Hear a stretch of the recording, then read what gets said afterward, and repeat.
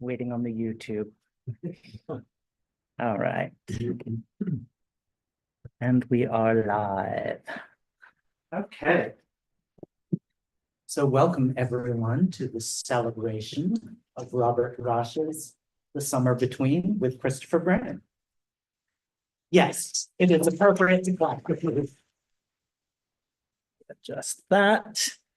My name is Greg Newton. I'm the co-founder, along with my partner, Donnie Jokum, of the Bureau of General Services Queer Division, which is the space you are in right now. The Bureau is an all-volunteer independent queer bookstore that we founded in 2012, and that has been here at the LGBT Community Center since 2014. And we are being helped out today by Tom Morris and Jeffrey Archer, our volunteers. Please thank them.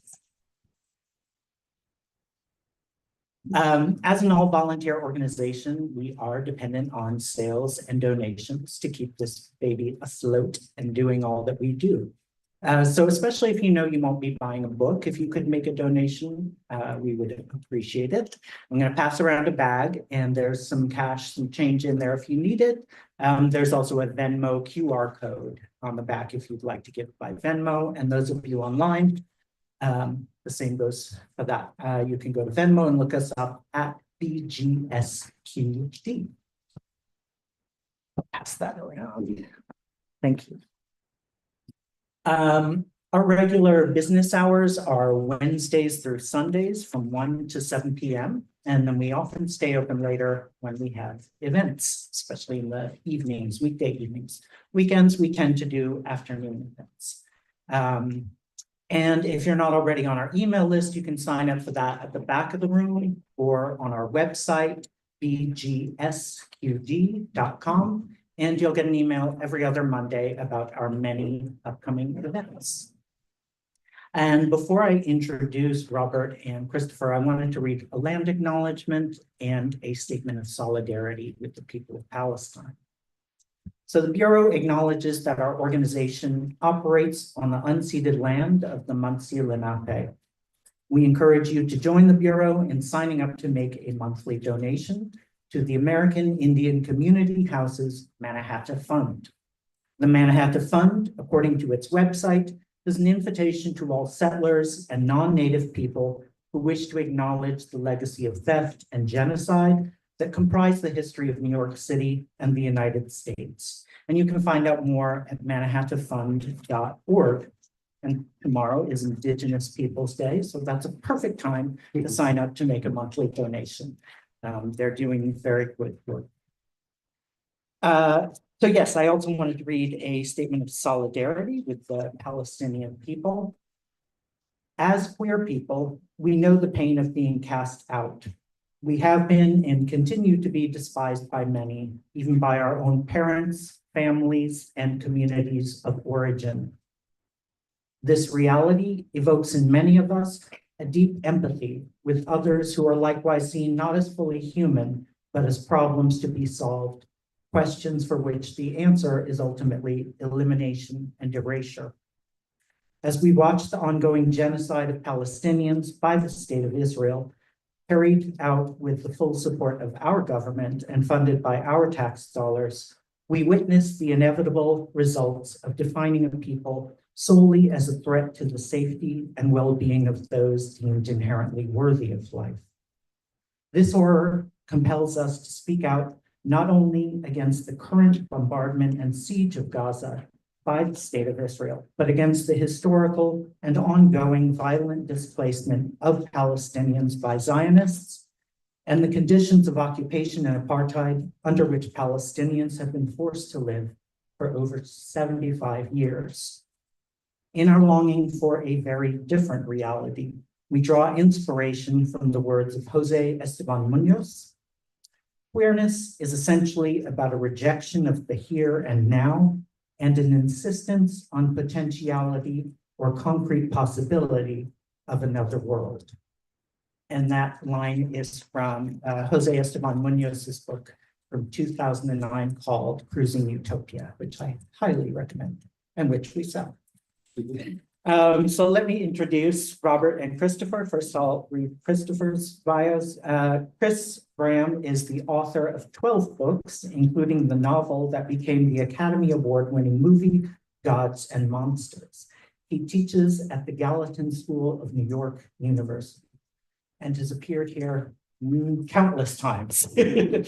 So Chris is on staff. An unpaid position, as you know, but you do it well.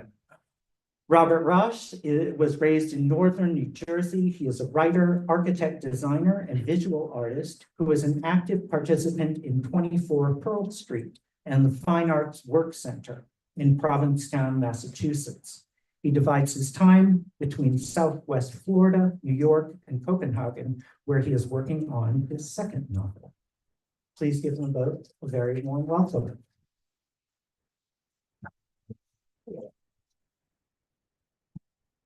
Thank you, everyone, for coming. Yeah, thank you, Greg. Just want to quick, it's my honor to introduce Robert, and just want to say a few words before I let him read. But Robert and I, we met over 40 years ago, in not too far from here at Julius's, the bar down on 10th Street, and it's still there. And we started talking to each other there, and we're still talking. And it's just kind of great knowing him. It's kind of an honor to be here. It's I'm so excited about his first book. And his first book takes place around the time we met. So it's feels really appropriate. So without further ado, Robert, take it away. Thank you, Chris. As Chris said, New York was very interesting at that time, and Julius was an interesting spot.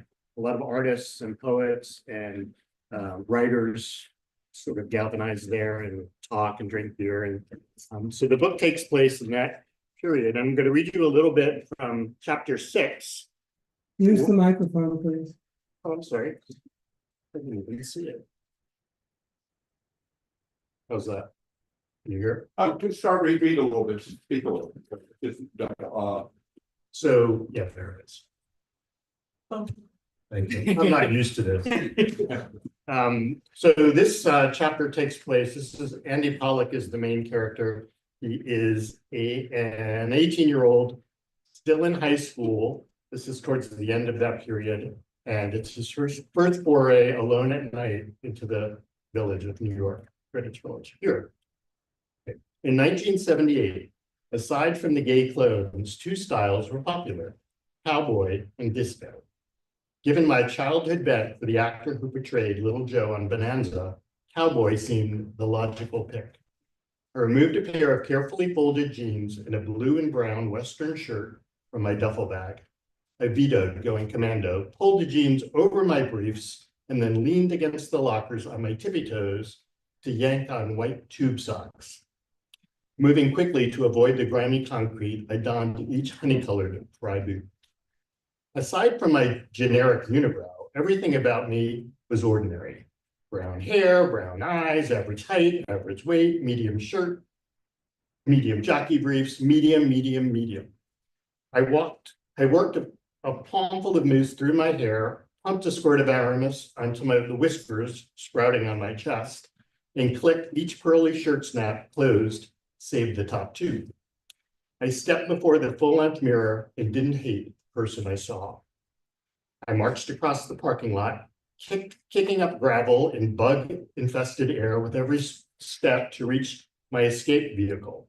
My 1965 Ford Galaxy had been repainted aquamarine with flecks of glitter, and my pal Tommy baptized it the Blue Whale. 8 months later, she still looked sleek, but was a disaster under the hood. Every turn of the ignition was a roll of the dice. With fingers crossed, I drove past the oppressive PGE gatehouse and turned up the volume on ABBA's Take a Chance on Me.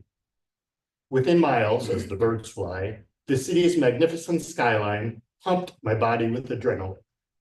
I was among hundreds of cars rounding the spiraling ramp, a sea of steel glistening under the sun, each pointed to the Holland Tunnel's entrance. It was Friday night rush hour. As I idled toward the toll booth, a new round of fear struck. Are you sure you're ready to venture into the village alone at night, hotshot? I noticed a final off-ramp, my last opportunity to abort the mission before entering the tunnel. With a determined foot, I raced ahead, dropped 3/4 into the toll basket, and floored the gas pedal towards the mouth of the tunnel. I scrapped Leah's idea of parking in the lot and kept the 20 for my fact-finding mission instead. As a result of 18th century urban planning, each side street in the West Village resembled the next. Lines of dented garbage cans accompanied densely packed cars. Scoring a street spot took patience, and I finished the 5th loop before catching a decade-old Rambler with Connecticut plates wiggling onto the one-way street. I pulled forward, trailed by honking taxis, and slid in. I key-locked the door and walked towards Washington Square Park. The stench of Hudson River silt, streetcar sausage, and centuries of decay pickled the air. At the corner of Greenwich and 6th Avenue, the low sun ricocheted off a skyscraper's glass facade, directing me south. Looking left, I saw Westport's sheltering elms form a parasol of filtered light. Reggae mingled with the ripple of sweet-smelling herb. Puerto Ricans danced salsa behind Irish lads, chancing poker on a makeshift table. One strained chess match ended with a cheer in Russian. Gawkers shuffled through an area lined by watercolor paintings. The park was alive. Stomach grumbling, I ordered a large Coke and 3 slices of pizza from a perspiring counter girl. Her frizzy hair bounced like a cone of cotton candy. Catching my eye, she asked, "NYU?" "September," I replied, "just scoping things out." "Gotcha, I'm Kala," she sang. "I'm Kala, make raise your pizza Paula," I improvised. She laughed, revealing a wad of pink gum stuck to her upper braces. I plopped onto a wobbly wooden stool beside the bay window. Carla delivered a fan of paper plates, one draped over the next, saying, "Italian, right? From Jersey? It's the haircut." "Bingo, thank you, Carla Pizza Parla," I said. Showering each slice with red pepper flakes, I folded the crispiest piece first to drain its oil. Outside, 2 punks spiked the air with matching mohawks. A frumpier version of Woody Allen read a fully unfolded New York Times as he walked. A trio of matrons waddled with grocery bags. 5 greasy napkins later, I ripped a carbonated burp on my way to the exit. "Classy, Jersey," Carla yelled. "See you around." Meandering along Greenwich Avenue, I scanned passing faces for some encouragement as I wandered onto Christopher, the street crawling with queers, as Maple Ridge residents and neighbors described it. Raising my hand, I looked again at the word, courage, I had scrawled in black ballpoint below my knuckles. The temporary tattoo egged me on. Courage, I recited to my inner warrior. Energized, I fished out of my pocket a scrap of paper bearing the addresses of 2 watering holes. I'd found them in the Gay Men's Guide to New York City. Tucked within a ramshackle row of brownstones, illuminated behind a small square pane of glass with spurs and saddles in red neon.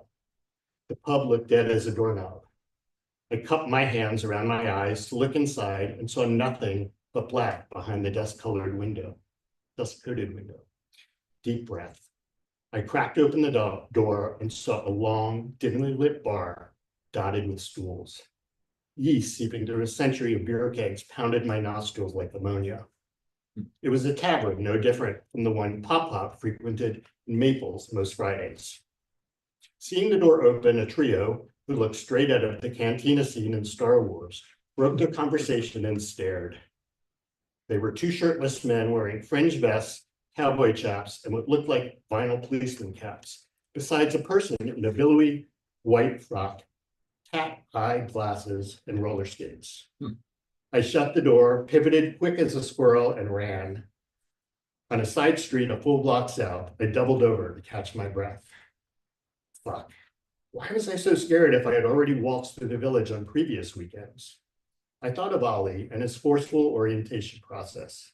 If he hadn't been such an eager coach, My curiosity would have deferred until college. Instead of creeping around in the dark tonight, I'd be watching some action movie at the mall in New Jersey. I was hell-bent on bagging the entire experiment, but my fidgety, skanky Jersey boy libido took over, convincing me to cancel a cowardly retreat back to Naples. Not that I was in search of a sexual encounter with a stranger, the thought of which freaked me out. I preferred the torturous mix of utter horniness and undeniable fear. Courage, I told myself.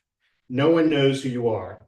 To walk off the panic, I ambled down Christopher Street towards the Hudson River, only to stumble upon a coffee-colored sign dangling, Tugs, bar number 2. Patches of sweat patterned my shirt, one drop trickling down the center of my spine, stopping at my waistband. A welcome breeze caught a branch of leaves, and I enjoyed the chill that dried my sweat. From behind a tree, I spied a trio, ordinary-looking guys walking towards Tugs. A scatter of men began to form along the sidewalk, dragging on cigarettes and shooting the bull. They were the sturdy sort, straight out of the PGE locker room, salty with muscle. Once the sun sank behind the Hudson, Christopher Street transformed into a block party. Bodies glided along the narrow sidewalk like night owls foraging for prey. I noticed the same people pass by in their third or fourth loop and knew I had to make a decisive move. Confusing courage with velocity, I sprinted like a cheetah into the pack crowding the doorway. "What's your problem?" one fellow snapped. "Somebody is thirsty and not for alcohol," another snarked. I pulled back, embarrassed. Once they herded the pack through the door, I entered slowly, politely. Elbowing towards the bar, I slipped in between two indifferent strangers. The bartender, with a blanket of fuzzy gray peeking from his open shirt, called out, "How old are you, kid?" 18 last month, I said louder than intended, and offered my driver's license. Waving it off, he laughed. "Just kidding, this is New York. We don't give a fuck." "What are you having?" "A Bud, thanks." And I chugged the can, my eyes fixed on the soundless Mets-Philly game on the TV above the bar. Courage. Tracking sawdust into my boots, I slithered to the back wall, camouflaged against the dark paneling. I listened as Linda Ronstadt softened the edges of my anxiety with Blue Bayou. Despite my deer in the headlights glare, eyes began connecting with mine, only to dart away and then return seconds later. This ritual, I'd read, was known as cruising. I rotated my head to see fellow drinkers, mostly in fringed denim cutoffs, pastel tank tops, plaid shirts perfectly frayed, and tube socks stretched over work boots. Most in the boxy room were chatting and telling stories. Around 1 a.m., desperation set in. Men started leaving, making the room less packed. A ripped Hispanic guy in blue plaid flatly offered a bold, extended stare. In the seconds it took me the guts to return a smile, another guy sporting a mustache gripped my admirer's forearm and whispered in his ear. Suddenly they marched towards the exit. I needed lots more beer. "I'll take another Bud." I dodged and darted back to my spot to find it occupied by a streaked blonde on rollerblades. Eager to reclaim my roost, I blocked his view. He huffed and wobbled across the room. I was sucking the last drops of my fifth Budweiser when a remarkably short frat guy crowded me and released a string of garbled words. Before I could decode his message, he took off. En route to catch a piss, I saw the frat boy draping the jukebox. When I offered a smile, he turned his back. Defiantly, I fixed my eyes on him like a hawk to a mouse. But he weaved towards me, shook his head, and bolted towards the exit. Abandoned, I raced toward the back of the bar to the john. After emptying my bladder, I confronted the mirror at the sink. I saw ugly. I looked nothing like the Tuds crowd. There was no escaping my baby face bursting with freckles. The bushy stripe of brow above my eyes appeared grotesque. No substitute for a cool, handlebar mustache or tightly cropped beard. I suddenly recalled how Kala from the Pizza Paula said she could tell I was from Jersey by my haircut. Someone barked, "Hurry in there." I stuffed my Jersey talisman, clasp ring, and the gold neck chain Bram gave me on my 17th birthday into the pocket of my jeans. Then I applied tap water to flatten my hair, unsnapped the third button, shirt button, and headed back to the war zone. I approached the older whiskered bartender, now wearing a buckskin vest and black jeans, to place my order. He set up a bud with a red hot sidecar on the house. As I guzzled the combo for courage, our grins caught. When the burn faded, I felt good, determined, but the crowd had thinned to a dozen. Two bald chaps smiled and beckoned. One handed me what looked like a bullet, gesturing to inhale. I hesitated, but they stared me down, so I lifted the bottle to my nostril to suck in its vapor. Instantly, antifreeze firebombed my trachea. My pulse rocked and rocketed. The room careened out of focus. As the honeyed waves of sticks come sail away, bounced off the tin ceiling, I felt a ridiculous grin hijack my face. I teetered on the edge of the bar stool, shamelessly hammered.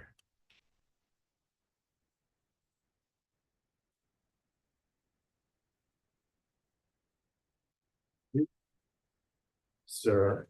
Well, thank you. That was great. It brings it all back. The fear. The excitement, Rejection. and the rejection. Yeah. But yeah, very nicely done. Thank you. Thank you.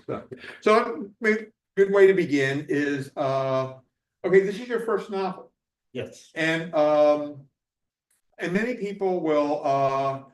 One day I'm going to write it. They'll say one day I'm going to write a novel, and but then they never start it, or they never finish it, or they never publish it. But you wrote it, finished it, and published it. So congratulations! That's really nice. Thank you. But so, how have you always wanted to write a novel, or is this a recent development, or did it happen accidentally, or where did this come from? That's a really good question. Actually, I never thought of writing a novel. It wasn't one of those things like someday I want to write a novel. I just thought that I've always been a bit of a writer, and I've always done like creative short stories, taken some classes, been in some workshops, but never took it as seriously as much as I enjoyed it. And I started writing some short stories that were a little bit more autobiographical. And then later, I started stringing them together into what became, I think, a 500-page opus. That was primarily fiction at that point. And I handed it over to Chris and said, could you just take a look at this and see if there's anything there?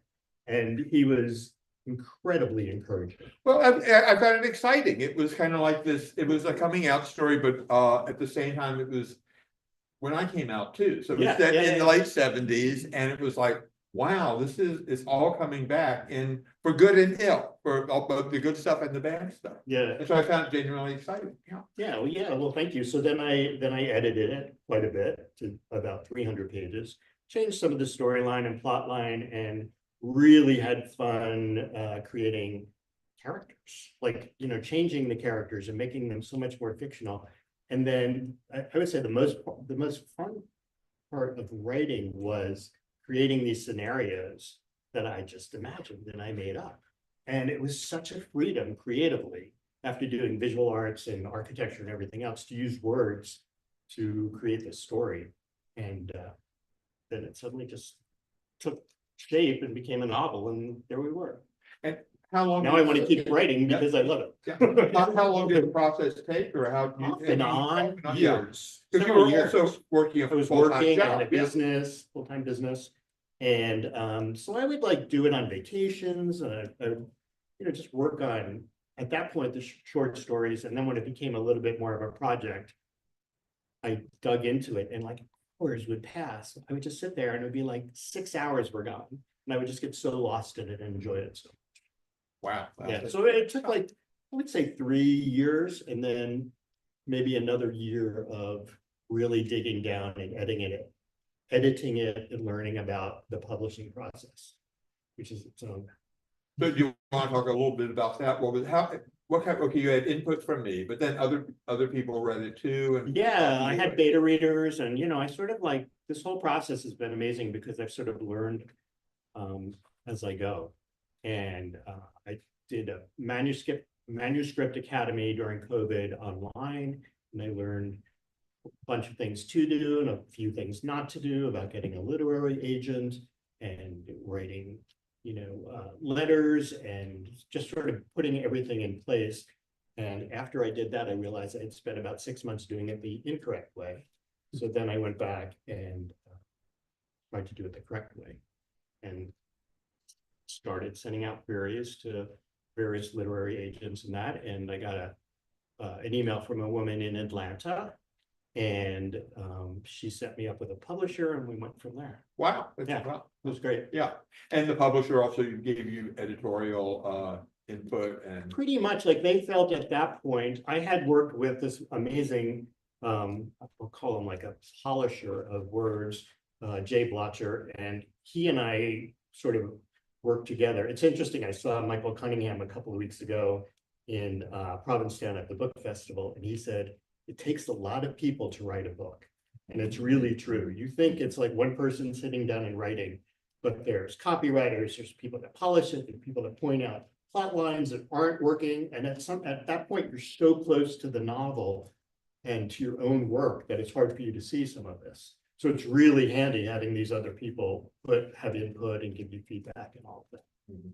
Yeah. So, okay, there's, you've got great female characters in this story. There's, Andy's best friend, Elena, and also his mother and an aunt. And they really kind of have this other dimension, and they're fully fleshed out. Okay, nosy question, has your mother read it? Oh, of course. I think my mom's probably read it about 10 times at this point.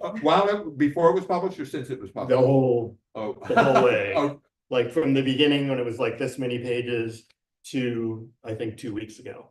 Again. And she's an avid reader, has always been, and she loves it. She's been, along with you, very supportive along the way, and very good. She'll be like, here's some notes. Here, maybe you should consider this for this character or this for that character. And she's so good. Wow. Yeah. So it was really kind of like a bonus. Yeah. But Leah and my mom are not, like, it's interesting writing a book in the first person because people tend to assume that it's your story. And I would say, we were talking about this the other day, it's probably about 25% locations and visual and some parts of some character autobiographical, but 75% fiction. My mother's much warmer than Leah. Leah's a little bit, she's a good mother and a good person. My mom is, they're very different. And the story is very different than my own story. Yeah, I couldn't imagine Leah reading Andy's novel if he wrote a novel. So correct. Yeah, that's probably true. She wouldn't have time. Yeah. Well, the other day we were comparing notes on. It's kind of my first novel was. It's about people think it's autobiographical, but it's not. Like 25%. Similar. Yeah, and it's kind of very liberating to you're writing a book that's drawing on your experience, but then you can have more interesting things happen and more dangerous things in your book than you. Yeah. But also when my mother read mine, but only after I finished, only after it was published, and she liked it. She said she's my grandmother. We both had grandmothers in our novel. Yeah, that's true. Yours was Grandma Bolt. Bolt, yeah. And usually it's Grandma. Just Graham. She Graham, never had a name. Yeah. But my mother was happy to see you got Grandma Mac in there. I'm supposed to see that. I wonder where you got that father from. Because I said, well, it's nothing like Dad. My own father is this very serious, responsible, good person, which is a real pain in the ass to grow up with. So, and so I create this irresponsible father. And I said, the dad in the novel is nothing like Dad. She said, I know.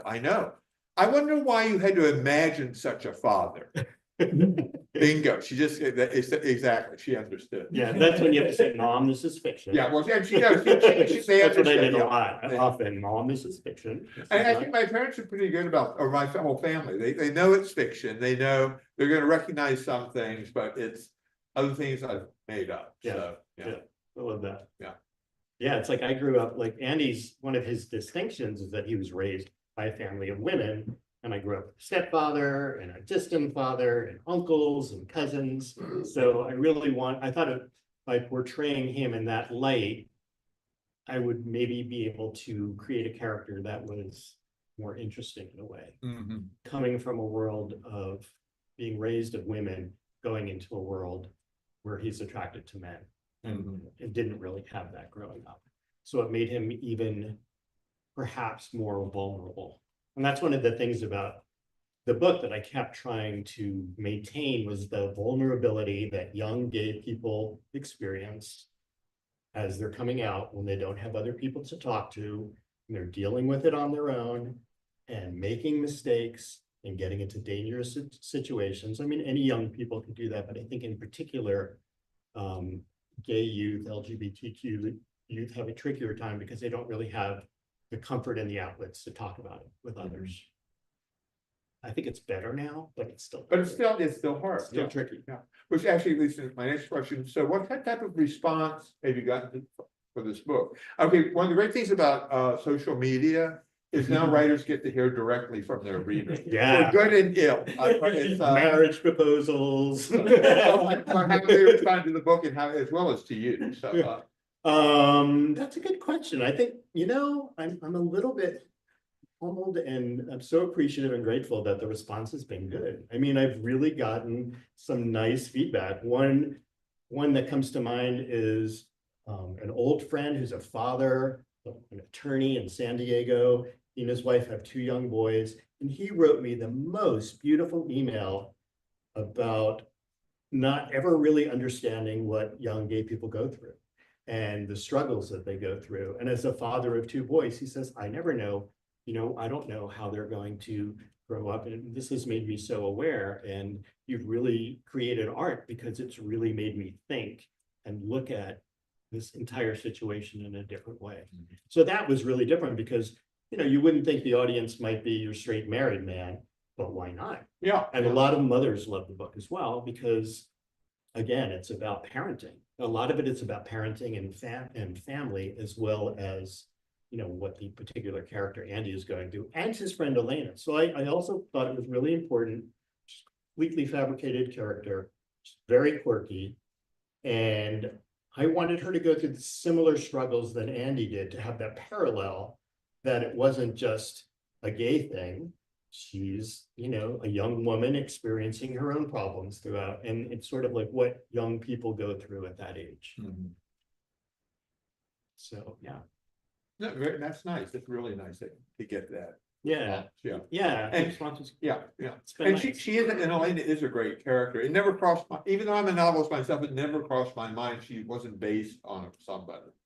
Because she felt real. She felt real. Like I had girlfriends and female friends in high school, as well, girlfriends that I dated and female friends, but it was, she's maybe little bits of a couple of them. She's really, really just a complete fun fabrication. Yeah. Okay, one last question before we turn over questions from the audience. Okay, I know you love movies. And in fact, while you've been in New York, you've been attending the New York Film Festival. You love movies so much. When you were writing this, did you picture this as a movie? Do you picture it now as a movie? Do you see people you'd like to cast in it? How has movies affected this book or flavored this book? The first thing that comes to mind as I approach, which I think is fairly typical for writers, but I didn't know that, is I look at the chapters, what has become chapters, as scenes. So I sort of wrote each one as a scene and then bolstered it, padded it around, and sort of added some things. So I like the idea of writing scenes between characters and then sort of stringing them together. And there was one point where I would almost like editing a movie, I would move them around. Oh, maybe this would be a better beginning, or maybe this would be better here. And I shuffled the deck several times. And I don't even know how I got to the point where I was satisfied with where it landed, but that was an interesting process. And it's interesting. I read all of these things that you're supposed to create pages about each character and their life. And I tried so hard to do those things, and I just didn't want to do it. I just started writing the characters and kind of threw that rule book out and just developed them as I went along. And I think about it in the shower or when I woke up in the morning or went to sleep at night, like what would be an interesting component to this character or that character. So as far as movies, I didn't think of it being made into a movie, although it's been suggested by a few that it would make a very series. But as far as picturing the characters, I did think of, they're probably all too old or would be too old to play the characters, but certain individuals to play. Like for Elaine, I thought she's kind of like Billie Eilish. She's a little like Emma Stone, but a little bit younger, and definitely a younger Aubrey Plaza. Like, so I sort of had that quirky, cool girl image of my While head. you were writing or afterwards? Right. While you were writing, okay. Yeah, I actually even, this might be boring to you all, but I actually even went online and found photos of several of these people. Some were actors, some were, I think there was a politician or two in there, so that I could visualize what the character looked like. I didn't necessarily portray them in the story having the same hair or eyes as that actor, but it was more of a mood or more of a personality. Yeah, so lofty things like, oh, Timothy Chalamet would be great for Andy, and Julianne Moore would be great to play the mom, or that. Yeah, But it's great to have fantasies like that. It's kind of, it's fun. It's fun to It should be fun, It should be right? fun, yeah. I mean, And when you you know- write, do you enjoy it? Did you just like go off and in your own little world, and hours would pass by and you would just be so happy writing? Good question. Not Okay, putting you on the here's spot. what, in a way, what would happen would be, I'd sit down, this is back when I was a smoker too. So that's, Ooh. did you smoke? No, Or never you smoked. never smoked, okay. I was a Cigarette. smoker, I said, oh God, I really don't know what I'm gonna write today. How, and then I sit down at the computer and, oh, let me look at what I did yesterday. Oh, that's not bad. Oh, I can make this better, and I'd make it better, and I could fix this. And next thing I knew, I'd filled up an ashtray with cigarette butts, and I'd written 3 pages. So that's how it was, yeah. And was Draper coming in the room and cleaning your ashtray? No, this is when I had my own workspace. Oh, So, okay, yeah, before. yeah. Yep. Although, for a while I was doing it at home. We have a small apartment, and that was when he let me smoke in the apartment, which then he stopped, which I wisely. But I was still, yeah, it's still, he would not empty the ashtray. He kept out of my way, and so. It let you just get Yeah. into your headspace. And it's a small apartment, so when the writing was going well, I didn't even notice he was there. If the writing was going badly, it was his fault. And it just occurred to me, you didn't use a computer. For the You longest had a time, typewriter. I had a manual typewriter Wow. I used erasable bond. So I was using that typewriter like a computer. With pages, like you With would, pages, yeah, gosh. yeah. Yeah.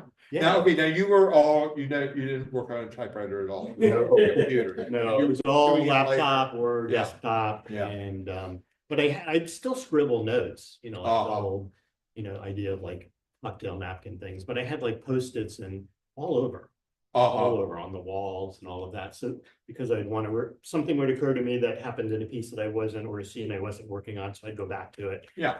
Days later and that kind of thing. So lots of little notes. Oh, and the other thing I did, which brings back, I have a friend here who I was in architecture school with in grad school, and she'll know what I'm talking about.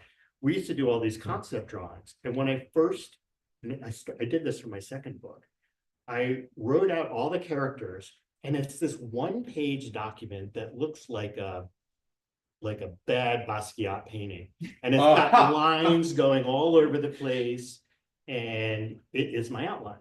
Wow, And I still have it. And I've it's done the it for outline in the second book, one. yeah, interesting, but only you could make sense of it. Anybody else looking at it would think. Oh, they would know, it would just Yeah. look like a mess. Yeah. But it really worked for me. Oh, So that interesting, brought some of my previous experience into the writing yeah, process. yeah, very interesting. Yeah. I think that was your charrette. That was my charrette. Thank you, Charrette. Marcy. There you What's go. a charrette? Well, so Robert and I, we've been friends for a long time, and we studied architecture together. And a charrette is a process when you're designing of sort of putting ideas out there in sort of maybe a looser way to just sort of brainstorm, I guess. In a fast and furious way. Yeah. Usually like you had a certain amount of hours. And it was just getting all the stuff out there, Mhm, like getting mhm. all the ideas out there. Uh-huh. And that's exactly what it was. And For- it's for funny this. because I was thinking about questions coming here today, and Robert was the one person in our class who was so speedy and swift with his ideas and getting ideas down, and I was thinking about that and the way that you worked in architecture school and sort of approaching that sort of design process. I can visualize you as, and I'm halfway through your book, but you approaching it in the same way because you have this amazing creative background in your Thank you. soul, Robert. So Thank you, Marcy. Yeah, but it was pretty similar. Like, it's interesting how from different disciplines using different medium, you can extract some of that without even being conscious of it or aware of it, and then it makes the product hopefully better. Mhm, Maybe, mhm. maybe in some cases not. No, interesting, wow, really interesting, yeah, Yeah. yeah. Yeah, and also we were talking, I think a couple of the people that have IM me have said that they love the spatial descriptions in the book, the environments, because they feel like they could be, like they are in the room, in the Mhm. space with some of the descriptions. And we were talking about that the other night. I think partially that comes from studying 3D environments. And every time I'm writing a scene, I'm walking through it. Like I see the walls, I see the ceiling, and I try to describe, it would be ridiculous to describe too much. And I pulled back with that. Mhm. But I walk through the spaces, and that's kind of how I view the scenes. They're not two-dimensional, they're three-dimensional. That's probably pretty typical, though, right? I don't know, yeah, I don't really do that. I mean, I see it visually, but not three-dimensional. Okay. Yeah, but it makes sense that with your experience with architecture, that would then translate to your writing too, yeah. But you're used to thinking three-dimensional. Yeah, You yeah, have to think I think about three-dimensional. yeah, almost Yeah. everything is, yeah, that way. Even my dreams are very vivid. Oh, So, questions, That chapter you just read, I mean, as a gay man of a certain age, also from northern New Jersey, who discovered his sexuality when he moved to New York and going to bars like Julius and things like that, But not Italian. but not Italian, Jewish, same thing. You know, in the 6 pages that you read, you referenced 2 songs. ABBA's Take a Chance on Me and Linda Linda Ronstadt. Ronstadt. And I know when I first would venture out to the gay bars in New York and all my friends at college were straight, I'd go by myself and I would play Pet Shop Boys' Love Comes Quickly to kind of give me that little bit of courage. And so just thinking about it and also touching on, you kind of already answered my question a little bit, but just of how important music as a gay man or just as a young man was to me to give me motivation and just, but talking about, you do have a very varied background, architecture, you were, you know, a copywriter, and you had this advertising, because I'm just wondering how all these different forms of art that you've been involved in have kind of informed your style of writing. I've already touched on seeing the dimensionality of the spaces you're in, but how do, you know, you're very big into movies, how, you mentioned how you see each chapter as a scene, but I just wondering a little bit more about what kind of influence, if any, these other art forms that you're involved in have kind of shaped how you write.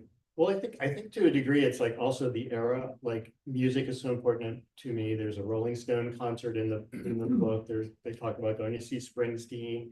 There's like there was cowboy and disco that I described in this chapter, but there was also disco sucks was like a big thing back then because it was like rock and punk, and then there was disco. So I tried to bring a little bit of that dichotomy into it and have a lot of music represented throughout the book, and to represent the era. So I think that's like, you know, like albums are visual, album covers are visual. I think I describe a couple of them in here.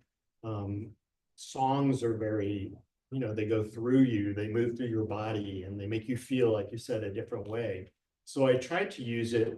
In some cases, I didn't think it was as successful as I'd like to use it in the future, but really to portray the era. And the book is pretty close, if not fully considered historical fiction as well, where everything was fact checked for the correct time, correct months. This whole novel takes place over 3 months in one summer. So made sure that stores were open if I mentioned them, or music was released that month, or the Rolling Stones concert actually happened that night.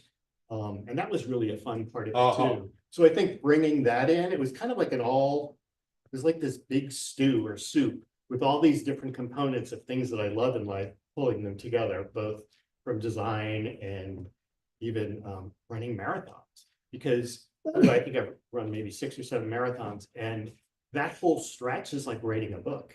So it prepares you for this. You want to finish it. You really want to finish it. And I've thought about that a few times while I was writing, because sometimes you get discouraged and like, nope, just put it down for a couple days and go back, because you're going to finish this, even if it goes nowhere and sits on the shelf, or sits on your computer. in your computer, in the cloud. Yeah. You're going to finish it. Okay, if the Rolling Stone concert had not happened, would you have still had a Rolling I would Stone have found a concert? different concert. Okay. Yeah, You wouldn't have wanted been to the be Stones true to the concert. facts. Yeah. I don't know why.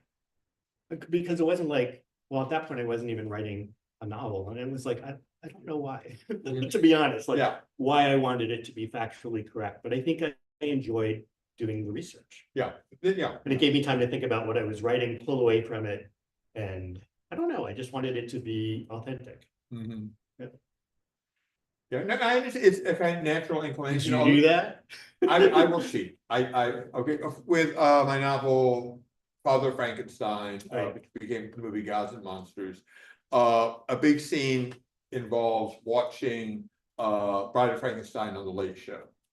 And while I had already written or seen, but while I was working on the novel, I discovered the movies were not released to late night TV until 6 months later after my novel took place.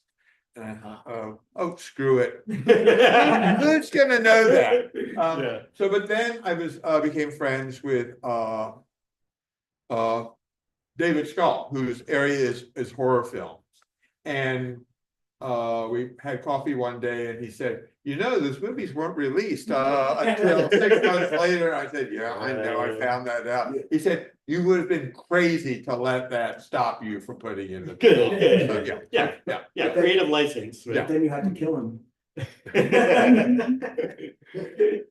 What about the Lives of Circus Animals, which had so much, Broadway, and was that just? Well, I made those up, so Okay, that was kind of fun. I didn't have to worry about anything. At that point, you realized, forget it. I'm just gonna I'm just gonna make them. It was fun to make up shows. Maybe that's some good advice. Yeah. I would make up shows, make up song lyrics, all of that. So I like that. Also, okay, as I'm sure you found out, you want to quote lyrics in a novel because that's a great way to kind of evoke the song. But you can't anymore because you have to pay for the rights. It's bizarre. Even you. I had like probably 30 references to songs using the lyrics within the passages, and they all had to get. You had to pull them all. And that's why it's like, oh, Blue Bayou instead of the lyrics from the song, which I meticulously, looked up and wove into the text. Yeah. No, it's it used to be. It was you could get permission and they would give it to you for free. There might be a processing fee of like $25, but now they want a lot more. A and the process money, a couple $100. Yeah, and getting the permission was not like, oh, you just send an email and somebody says yes or no. No, it's a pain. So you're stuck with. So I was with Lives of the Circus Animals, my theater novel. I just made up songs. I love that. I want to do that. I want to do that. That's really nice. Maybe a new one. Yeah, I like that idea. Can you tell us about your new novel? It changes. It keeps changing, but I think it's 2 love stories in one. It's about a woman who has lived in the same co-op on Lower Fifth Avenue for like 40-something years, never moved, and all the characters that move around her throughout her life. And she has a romance with a man that I don't want to get into it too much, but it's a lifelong romance that never is completely fulfilled. And they each have a gay son. And the two sons have this sort of friction and then maybe come together at some point. I'm not sure where that goes yet, but it's a double love story. I like saying double love story. It sounds kind of good, right? Yeah, that sounds great, yeah. That's like, you know, the quick fun, double love story. Yeah. And written in Contemporary. written in third person? Yes, I think so. Yeah. I think so, but I was reading about an author today, and he writes all of his books in the first person. And I thought, I don't know, I'm not sure. Maybe it would be in the voice of the woman. That would be an interesting stretch. I'm not sure yet. Oh, yeah, okay. Like it's outlined, I've started a couple of chapters, but I need to like really get into it in a bigger way. Yeah. But I'm excited about it. Okay, it sounds really wait. interesting, and yeah, it sounds like a lot of fun. Yeah. And the sketching period is always the fun part. Yeah. It really is a lot of fun, yeah. So it's Yeah, because you don't know where it's gonna go. You don't know where it's Like I don't gonna have it so outlined that it's gonna be this, oh, this is the big arc in the center. And then, you know, or like an operatic, you know, sort of story outline. I don't know. I like that. Did you typically not know when you were writing these incredible books? Okay, my first novel, the one I couldn't publish, I outlined it all in advance. I knew exactly what was gonna happen where. And when I actually wrote it, it was like filling in a coloring book. I mean, it was just, and I found it boring to write. And I think that's why it was boring to read. Oh. So after that, I decided, no, I'm gonna kind of work loosely. I mean, so surprising myself. Cool. Do you still have that novel, like yellowed papers? It's somewhere in an upper shelf. It's somewhere in an upper shelf. You still have it though. Yeah, That's I still have it. The beauty of not moving like 30 times. Yeah, Everything is still there. But so it's kind of, I learned about, you know, just have fun with it, play around. I mean, you talked about learning not to kind of write up a backstory. You know, you can find it as you go. It makes it more exciting. Yeah. You don't know. It's more suspenseful. I think David Plant once said, when you write a novel, it's like building a house out of Lincoln logs in the dark, and you can't turn on the light until you're finished. And that captures the excitement of it, and also the kind of the unnerving suspense you don't know. But in my case, you just hand it to mom and she figures it out. Oh, there you go. It's very great to have a mom like that. Yeah. You know, get it. Yeah. So, any other questions? Any other questions? Yes. So who are some of your, because I really enjoyed the descriptions. And so I'm curious, like, in terms of actual, like, descriptions, who are some of your, like, favorite authors that have given you inspiration? Well, Christopher Bram.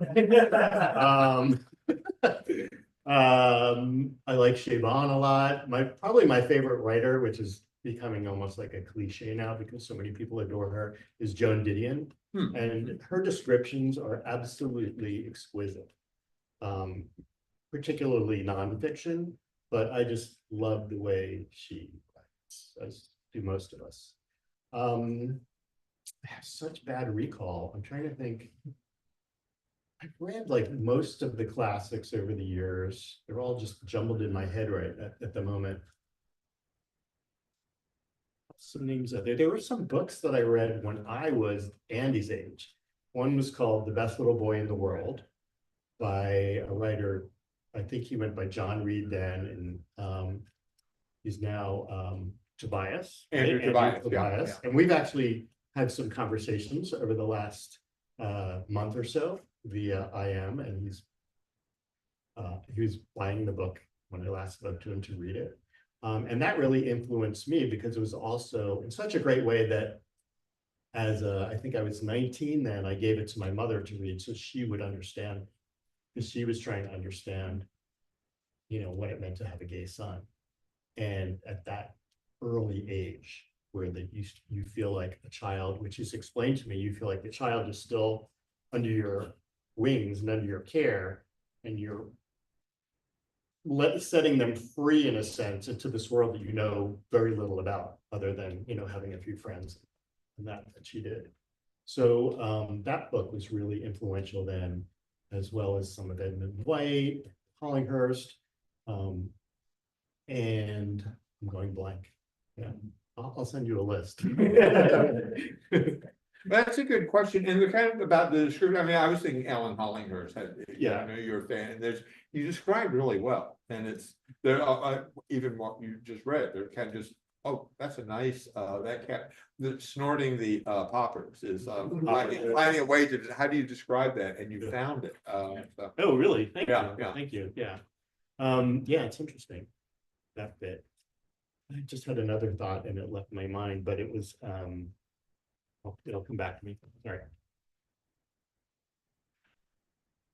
So, well, thank you. Thank you. Thank you, Bob. Thank you. Hey, buddy.